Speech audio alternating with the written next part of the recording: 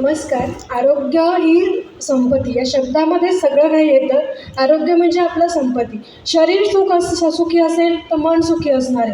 म्हणजे शरीर जर आपलं सुदृढ असेल, चांगलं असेल, निरोगी असेल, त्याचा परिणाम नक्कीच आपल्या मनावर होणार आहे. म्हणजे शरीर आणि मन हे दोन्ही महत्त्वाचं असतं.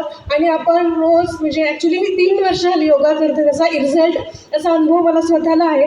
एक हिलिंग खूप महत्त्वाचं असतं, मेडिटेशन महत्त्वाचं असतं आणि आपण आपल्या श्वासांसोबत राहिलं पाहिजे असं मला वाटतं.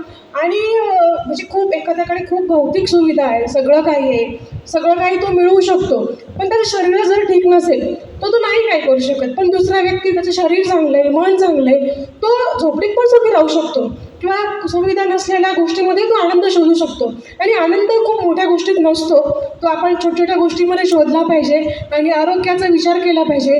जर एक स्त्री, घरातली स्त्री जर ती निरोगी असेल तर पूर्ण कुटुंब निरोगी राहतं असं मला असं वाटतं. Okay, thank you.